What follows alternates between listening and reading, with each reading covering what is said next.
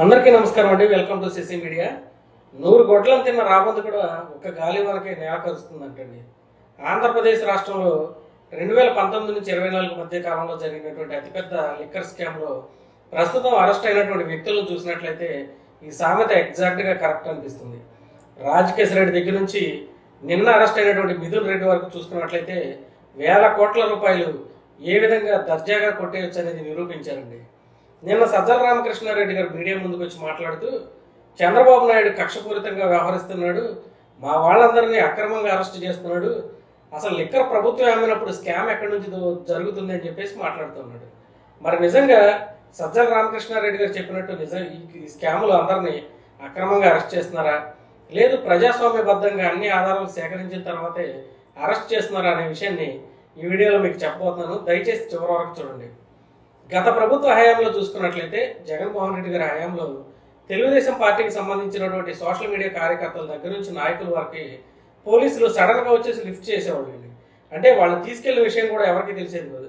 24 గంటలు 48 గంటలు టైం అయిన తర్వాత కూడా అసలు వీళ్ళు ఎక్కడున్నారో కూడా ఎవరికి కుటుంబ సభ్యులకు కూడా తెలిసేది కాదు. హైకోర్టుకు ఒకటి వెళ్ళి హెబియస్ కార్పస్ అనే రిట్ పిటిషన్ వేస్తే 24 గంటల్లో వాళ్ళు ఎక్కడున్నారో తెలియజేయాలి అని చెప్పినప్పుడు మాత్రమే ఫలానా వాళ్ళని మేము అరెస్ట్ చేసామని పోలీసులు చూపించేవాడు. అంత దారుణంగా ప్రజాస్వామ్యంలో జగన్మోహన్ రెడ్డి గారి ప్రభుత్వం వ్యవహరించింది.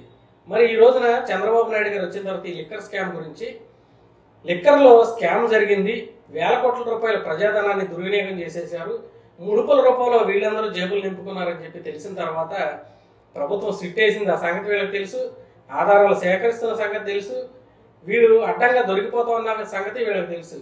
సో ఈ కేసులో రాజకేశ్ రెడ్డి దగ్గర నుంచి మిథున్ రెడ్డి వరకు నెక్స్ట్ అరెస్ట్ అవబోయే బిగ్ బాస్ ఎవరైతే ఉన్నారో ఆయన వరకు కూడా ప్రతి ఒక్కరూ చూడండి, ఫస్ట్ హైకోర్టుకి వెళ్ళి ఈ కేసులో మమ్మల్ని అరెస్ట్ చేసే అవకాశం ఉంది, ముందస్తు బెయిల్ ఇవ్వమని హైకోర్టును అడిగారు.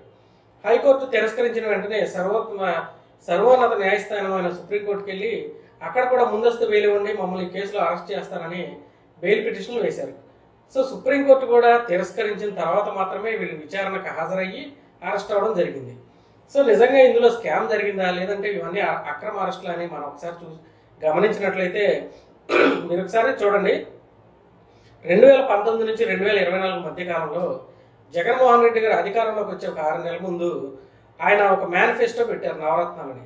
మన రాష్ట్రంలో పూర్తిగా మద్యపాన నిషేధం చేసేస్తున్నాను, ఓన్లీ 5 స్టార్ హోటల్లో మాత్రమే మందు తాగుద్ది అని చెప్పి ఆయన అధికారంలోకి వచ్చాడు. రాగానే ఏం చేశారు, మరి మద్యపాన నిషేధం చేయాలి హామీ ఇచ్చినట్టుగా ఆయన ఏం చేశాడు, అబ్బెబ్బే లేదు ఈసారి నుంచి ప్రభుత్వమే మద్యం మొత్తం అమ్ముతుంది అని చెప్పేసి మద్యం షాపులు మొత్తం ప్రభుత్వం ఆధీనంలోకి తీసుకుని వైసీపీ పార్టీ కార్యకర్తలందరినీ సెలెక్ట్ చేసి షాపుల్లో పెట్టారు.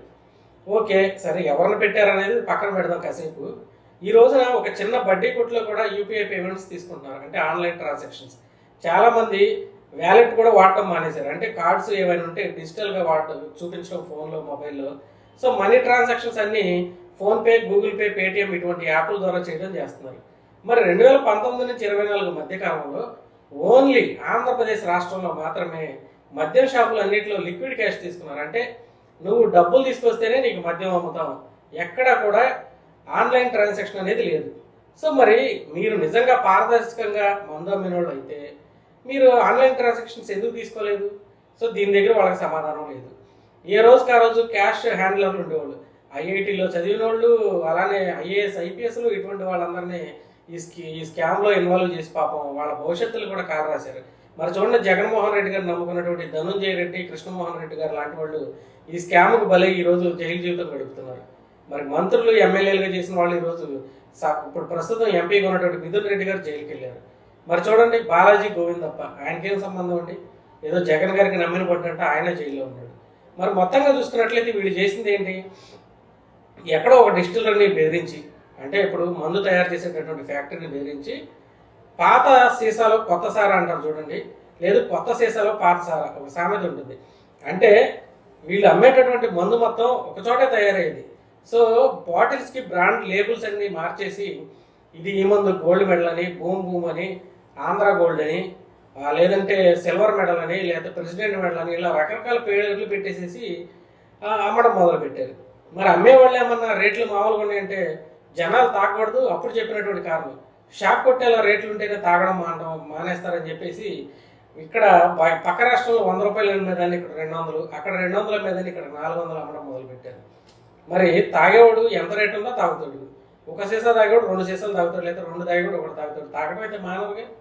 నువ్వు మద్య షాపులు క్రమక్రమంగా తగ్గించుకుంటూ వస్తానని చెప్పారు. ఎక్కడ ఒక షాప్ కూడా తీసేసినటువంటి దాఖలా లేవు. మరి ఏ విషయం చేయకుండా వీళ్ళు ఏం చేశారంటే ఒకే డిస్టిలరీ నుంచి మందు తయారు చేసి అన్ని చోట్లకి అన్ని బ్రాండ్ల పేర్లతో సప్లై చేయడం. సపోజ్ మ్యాన్షన్ హౌస్ అనేది తెలంగాణ పక్క రాష్ట్రంలో చూసుకున్నట్లయితే బ్రాందీ అని దాని మీద పేరు ఉండేది. ఆంధ్రాకి వచ్చేసరికి దాని మీద స్పిరిట్ అని రాసి ఉండేది. అంటే పచ్చి స్పిరిట్ని వీళ్ళు మందు రూపంలో అమ్మేసి ఎంతమంది ఆరోగ్యాలని నాశనం చేశారండి. అసలు ముందు డబ్బులు కొట్టేయడం పక్కన పెట్టండి, ఎంతమంది మహిళలు తాళిబొట్లు తెంచేశారు, ఎంతమందిని అనారోగ్యం పాలు చేశారు, ఎంతమందిని బెడ్ రీడింగ్ చేశారు. ఈరోజు మంచాలపై ఉన్నవాళ్ళు, లివర్ సమస్యలు, ఫ్యాటీ లివర్ వచ్చేసిన వాళ్ళు, కిడ్నీ సమస్యలు, లంగ్ సమస్యలు, ఇవన్నీ 2019 నుంచి 2024 మధ్యకాలంలో వీళ్ళు చేసినటువంటి పాపం కదా. ఇప్పుడు నెలకి చూసుకున్నట్లయితే వీళ్ళు చేసిన పని ఏంటంటే ప్రతి వైన్ షాప్లోనూ లిక్విడ్ క్యాష్. సో ప్రతిరోజు షాప్ కట్టేసే టయానికి ఆ లిక్విడ్ క్యాష్ ఏదైతే ఉందో దాన్ని మొత్తాన్ని లెక్కబెట్టి ప్రతిరోజు అమ్మినటువంటి మద్యంతో సరి చూసుకుని ఆ రోజు క్యాష్ హ్యాండ్లర్లు ఎవరైతే ఉంటారో వాళ్ళకి అప్పచెప్పడం. వాళ్ళు ప్రతి మండలంలో ఉన్నటువంటి వైన్ షాపులు మొత్తం నుంచి కలెక్ట్ చేయడం. అలానే ప్రతి నియోజకవర్గం నుంచి ఎంత అమౌంట్ వస్తుందో కలెక్ట్ చేయడం, ఎంత మంది అమ్మారో టాలీ చేసుకోవడం. అక్కడ నుంచి దాన్ని క్యాష్ హ్యాండ్లర్గా పెట్టుకున్నటువంటి ఐఐటీఎన్లు ఎవరైతే ఉన్నారో గొప్ప గొప్ప ఐఐటీలో చదివిన వాళ్ళు, వీళ్ళు పెట్టుకున్నటువంటి కొంతమంది వ్యక్తులు, వీళ్ళందరి ద్వారా రాజకేశ్వర రెడ్డికి చేర్చడం, వెహికల్స్ పెట్టడం, ప్రైవేట్ ఫ్లాట్స్కి ఈ అమౌంట్ మొత్తాన్ని చేర్చడం. అక్కడ నుంచి బిగ్ బాస్ ఎవరైతే ఉన్నారో ఆయనకి ఈ డబ్బులు మొత్తాన్ని చేర్చేవాళ్ళండి. సో మొత్తంగా చూసుకున్నట్లయితే ఈ వ్యవహారంలో మిథున్ రెడ్డి గారు, బాలాజీ గోవిందప్ప గారు, అలానే కృష్ణమోహన్ రెడ్డి గారు, ధనుంజయ రెడ్డి గారు, ఇట్లాంటి వాళ్ళందరూ ఇన్వాల్వ్ అయ్యి రాజకేశ్వర రెడ్డి నుంచి డబ్బులు తీసుకుని విజయసాయి రెడ్డి కూడా ఆ బిగ్ బాస్కి అంతిమంగా చేర్చేవాళ్ళని చెప్పేసి సిట్ 305 పేజీలతోటి ఒక రిపోర్ట్ని కోర్టుకి అయితే అందించడం జరిగిందండి. మొత్తంగా చూసుకున్నట్లయితే ప్రతి నెల ముడుపుల రూపంలో అటు డిస్టిలరీ నుంచి కానీ ఇటు బాటిల్స్ అమ్మిన దానిపైన కానీ మొత్తం డబ్బు ఇటు ప్రభుత్వానికి రూపాయి కూడా. సపోజ్ ఇప్పుడు డిస్టిలరీ దగ్గర 50 రూపాయలు కొన్నారనుకోండి, అందులో ఎంత ట్యాక్స్ వస్తుందో అంత ట్యాక్స్ మాత్రమే ప్రభుత్వానికి చెల్లించేవాళ్ళు. వీళ్ళేమో బాటిల్ వచ్చేసి 150-200 రూపాయలు అమ్మేవాళ్ళు. ఆ 50 రూపాయల వరకు మాత్రమే ట్యాక్స్ గవర్నమెంట్కి అమ్మితే పైన అమ్మినటువంటి ఆ 100 రూపాయలు ఏదైతే ఉందో ఆ 100 వీళ్ళ జేబులోకి వెళ్ళేది. అలా ప్రతి నెల 50 నుంచి 60 కోట్ల రూపాయలు ముడుపుల రూపంలో వీళ్ళ జేబులోకి వెళ్ళిపోయండి. మొత్తంగా చూసుకుంటే 3,500 కోట్ల రూపాయలు స్కామ్ జరిగితే అందులో 90% బిగ్ బాస్ ఎవరైతే ఉన్నారో ఈ స్కామ్లో ఆ బిగ్ బాస్కి అయితే కొంత బంగారం రూపంలో కొంత హవాలా రూపంలో అయితే చేరిపోయింది. 10% మాత్రం కింద ఉన్నటువంటి వ్యక్తులు పంచుకోవడం జరిగింది.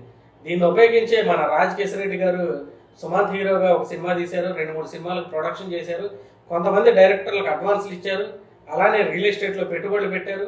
అంటే ఎంత సొమ్ముని వీళ్ళు అప్పనంగా దోచేస్తే విలాసంగా చేస్తారండి వీళ్ళు.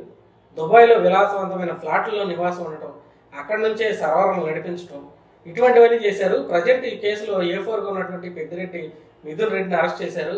నెంబర్ 1 ఎవరైతే ఉన్నారో బిగ్ బాస్ ఆయన జగన్మోహన్ రెడ్డి గారు అని అందరూ అంటున్నారు. ఆయన్ని కూడా త్వరలో అరెస్ట్ చేస్తామని చెప్పి ఈ ప్రభుత్వం చెప్తూ ఉంది. మరొకసారి చూడండి, నిజంగా స్కామ్ చేయని వాళ్ళు అయితే వీళ్ళు చేయాల్సిన పని ఏంటి? ఆన్లైన్ ట్రాన్సాక్షన్స్ అలౌ చేయాలి. ఆన్లైన్ ట్రాన్సాక్షన్ ఎక్కడా లేదు. మరి వచ్చిన డబ్బులు వచ్చినట్టు ప్రభుత్వానికి గవర్నమెంట్కి రావాల్సినటువంటి ఆదాయ పన్ను కట్టాలి, అక్కడెక్కడ జమ చేయలేదు. సో డిస్టిలరీలు ఎవరైతే ఉన్నాయో వీరు పెట్టినటువంటి షెల్ కంపెనీలు, అంటే అసలు ఊరు పేరు ఉండదు వాటికి, అవి ఎక్కడ ఉంటాయో తెలియదు, అసలు ఆ కంపెనీలు ఉన్నాయో లేవో కూడా తెలియదు, పేర్లు పెట్టేయడం, ఈ పేరు గల కంపెనీ ఈ బ్రాండ్ సప్లై చేస్తుందని చెప్పడం. సో మొత్తం చూసుకున్నట్టయితే మొత్తం మోసమేనండి జగన్మోహన్ రెడ్డి గారు చేసినటువంటి. యాక్చువల్గా ఇక్కడ చూసుకున్నట్లయితే 3,500 కోట్లు అనేది గవర్నమెంట్ వాల్యూ అండి. గవర్నమెంట్ వాల్యూలోనే 3,500 కోట్లు. మరి బయట చూసుకున్నట్టయితే ఇది ఎన్ని వేల కోట్ల రూపాయలు దాటేసి ఉంటుందో మీ ఊహకే వదిలేస్తున్నాను. కాబట్టి సజ్జల గారు చెప్పినట్టు ఇక్కడ ఏం లేదండి, ప్రజాస్వామ్యబద్ధంగా విచారణ చేస్తున్నారు, తగిన ఆధారాలు చూపిస్తున్నారు, అన్ని విధాలుగా బ్లాక్ అయిన తర్వాత మాత్రమే అతను అరెస్ట్ చేస్తున్నారు. అదే జగన్మోహన్ రెడ్డి లాగా ముందు అరెస్ట్ చేసేసి తర్వాత ఆధారాలు చూపిస్తామనే పరిస్థితి ఎక్కడా చూపించలేదు. సో లిక్కర్ స్కామ్కు సంబంధించినటువంటి కఠినమైనటువంటి వాస్తవాలు ఇవ్వండి. సో నిజంగా జగన్మోహన్ రెడ్డి ఎంత దుర్మార్గుడో ఈ వీడియో చూస్తే మీకే అర్థమై ఉంటుంది. Thank you so much.